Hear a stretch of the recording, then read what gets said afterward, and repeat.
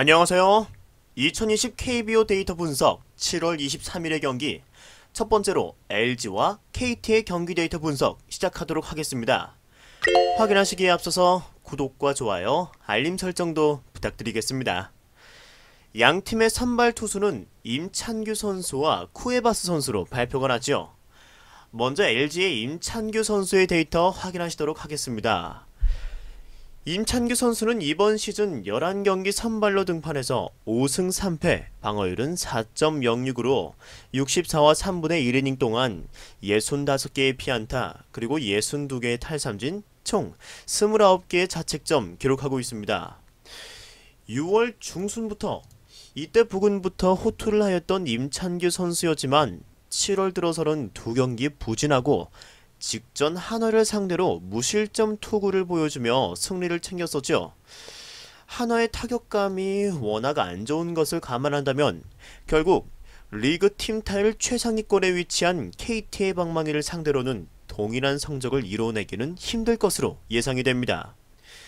이때 5월 24일 날 KT를 상대로 이때 6개 이닝 동안 총 4개의 실점을 하였던 임찬규 선수이지만 긍정적으로 평가할 수 있는 것은 좌타자에 대한 피안타율이 2할이 안 되는 만큼 KT의 핵심 타자인 로하스가 좌타로 들어와도 우위를 볼 수도 있으며 우타가 좌타보다 약한 로하스에게 우타로 들어가도 반은 이기고 들어갈 수 있을 것으로 보여지죠.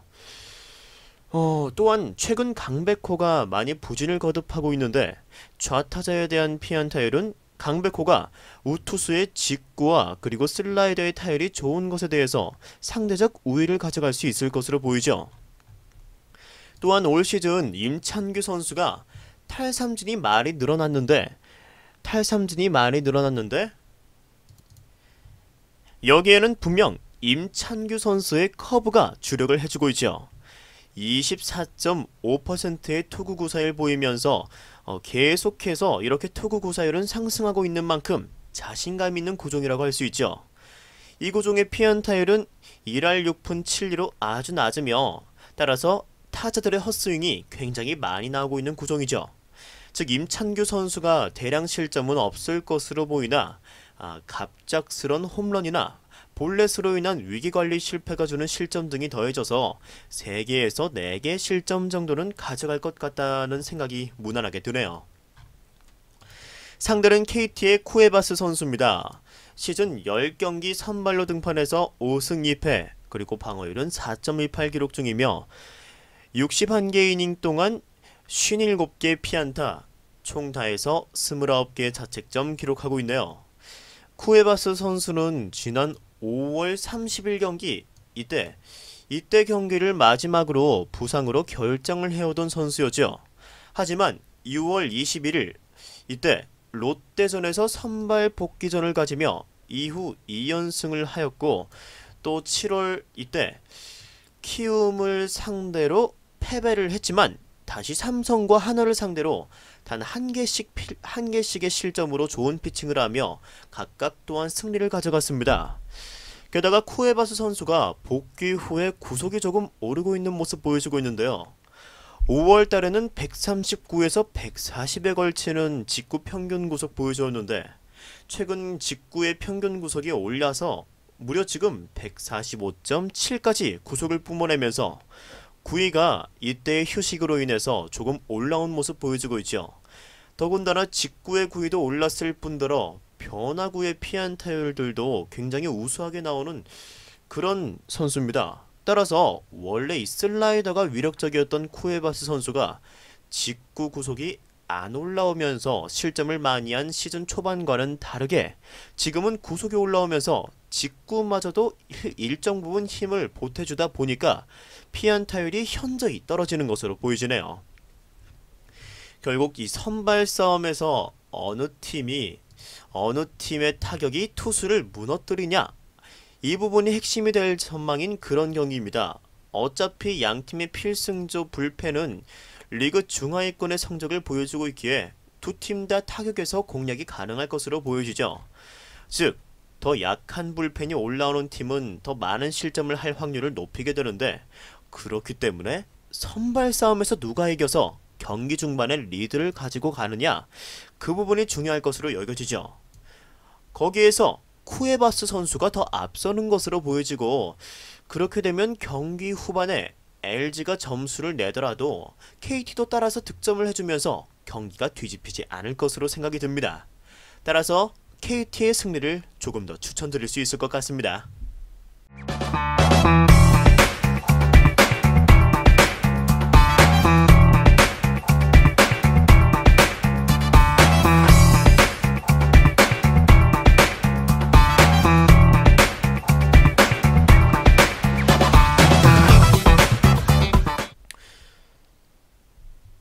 이어서 같은 날 키움과 두산의 경기 데이터 분석 시작해보도록 하겠습니다.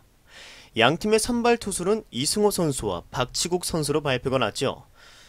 먼저 이승호 선수입니다. 이승호 선수는 이번 시즌 13경기 등판에서 2승 4패, 방어율은 6.12 기록 중에 있으며 60과 3분의 1이닝 동안 73개의 피안타, 그리고 총 41개의 자책점 기록하고 있습니다. 이렇게 날짜별 데이터를 보셔도 호투는 온데간데 없고 7월 등판 모두 말아먹어버린 이승호 선수죠.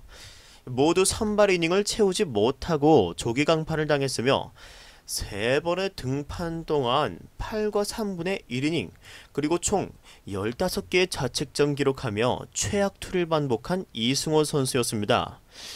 이때 6월 30일 두산을 상대로 홈경기에서 호투를 하였던 이승호 선수였기에 팀 입장에서는 당황스러운 성적표가 아닐 수 없죠. 6월 성적이 너무 좋았던 만큼 실망도 커졌을 것 같습니다. 내일 반등의 기회를 잡아야 하는 이승호지만 요키시 선수도 결국 무너뜨린 두산의 타격이 이승호 선수를 그냥 내버려두지는 않을 것으로 예상이 되죠. 이 원래 좋았던 이 커브마저도 지금 피안타율이 올라 어느덧 3할 8푼 5리 기록 중에 있으며 직구 또한 구사율이 50% 가까이 되는데 3할이 넘는 피안타를 보여주고 있으니 어디 의존할 것이 없어 보이는 이승호 선수입니다. 두산의 강타자들이 좌타자인 점도 여기 피안타율을 확인하시면 이승호 선수의 좌타 피안타율 때문에 더더욱 불안감을 없앨 수 없을 것 같습니다. 그나마 위안이 되는 건 시즌 8개의 피홈런이 모두 우타자에게서 나왔죠. 우타자에게 몰려있는 것 확인하실 수 있는데 두산의 홈런 타자들은 거의 좌타자라는 점, 그 정도가 안심을 삼을 만합니다. 상대는 이번 시즌 처음으로 선발 등판을 하게 된 박치국 선수입니다. 박치국 선수는 시즌 25경기 3승 1패, 그리고 방어율은 2.76으로 29와 3분의 1이닝 동안 24개 피안타, 총 9개 자책점 기록 중에 있습니다.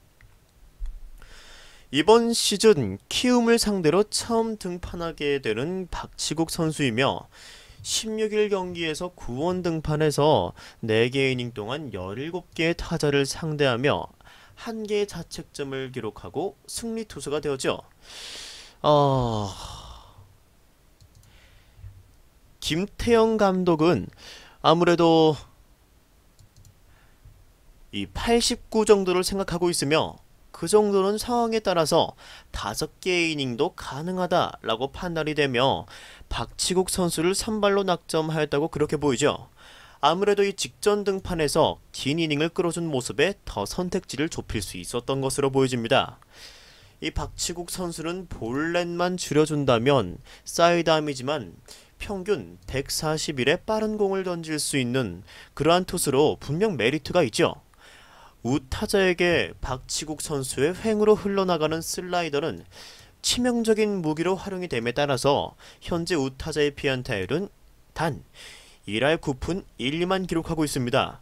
결국 내일 박치국 선수가 얼마나 긴 이닝을 책임져 줄 수 있는가가 내일 핵심 포인트라고 생각이 되네요.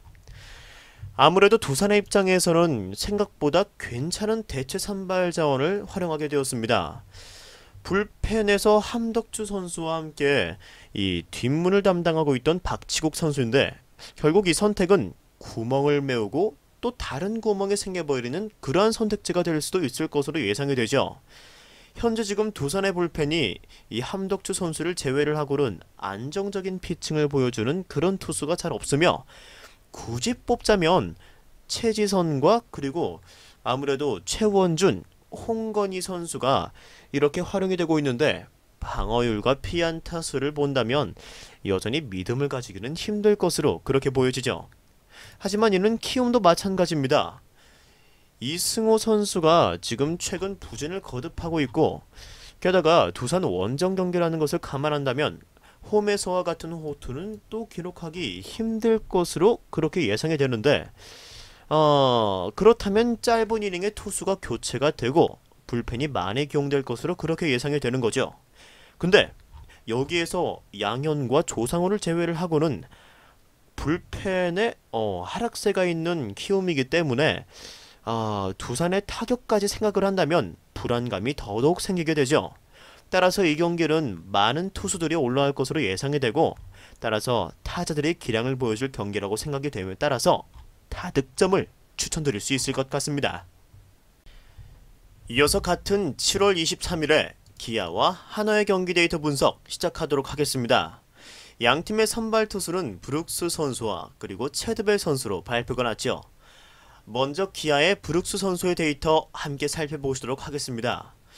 브룩스 선수는 올 시즌 13경기 선발로 등판해서 2.49의 방어를 기록 중에 있으며 총 5승 3패 그리고 83개 이닝 동안 78개의 피안타, 68개의 탈삼진, 합쳐서 23개의 자책점 기록 중에 있습니다.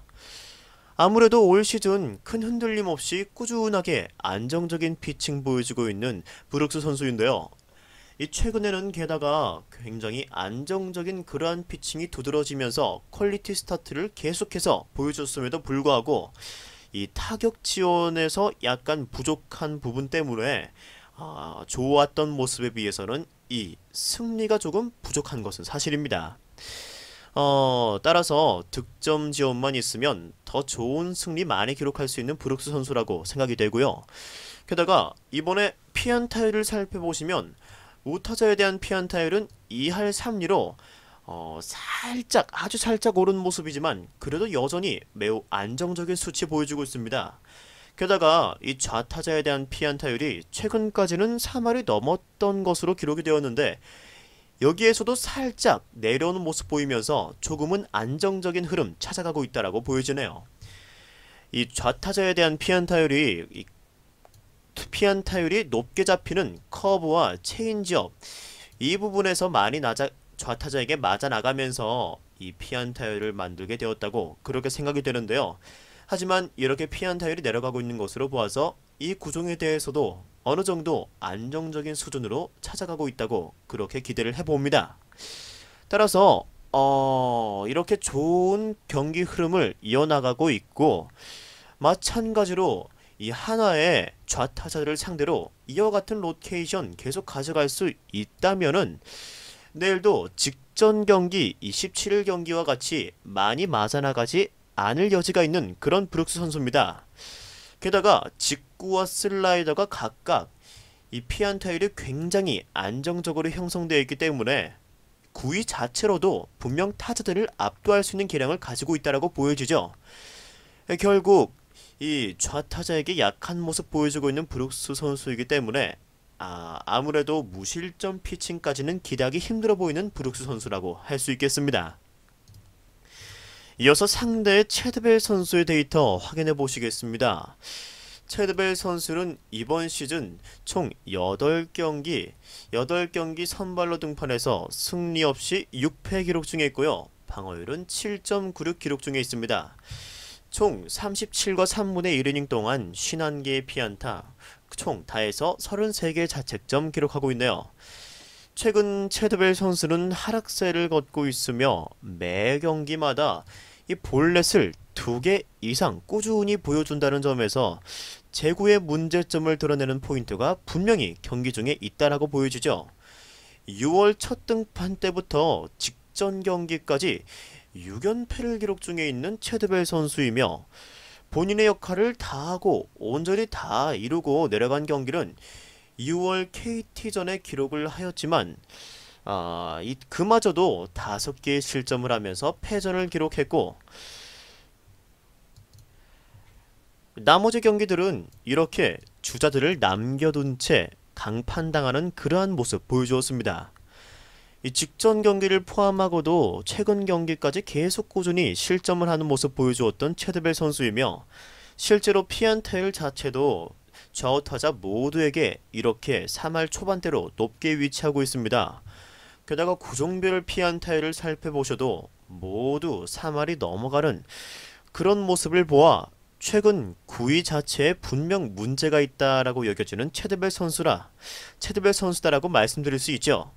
하지만 기아의 타격감이 최근 많이 주춤한 것을 고려한다면 볼넷만 안정적으로 줄여준다고 하면 이전 경기들보단 적은 실점할 가능성도 있다라고 보여지네요.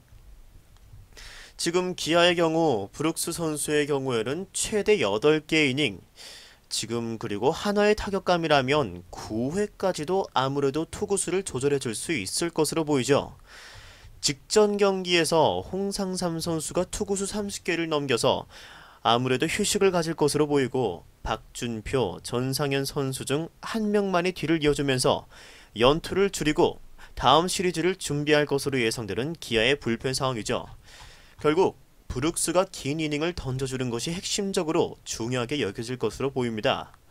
게다가 한화가 워낙 타격감이 좋지 못하다 보니까 체드벨 선수가 이전 경기들보다 나은 성적 가져간다고 해도 그래도 긴 이닝을 맡아주는 것은 힘들 것으로 보이며 불펜에서 정우람 선수가 20개의 투구를 직전 경기에서 하면서 2개의 이닝을 책임졌기 때문에 나이를 감안한다면 휴식을 취할 것도 있을 것으로 보이며 그렇다면 한화의 불펜은 더 취약해질 것으로 예상되죠. 이때 기아가 어느 정도 더 득점이 가능할 것으로 예상됩니다.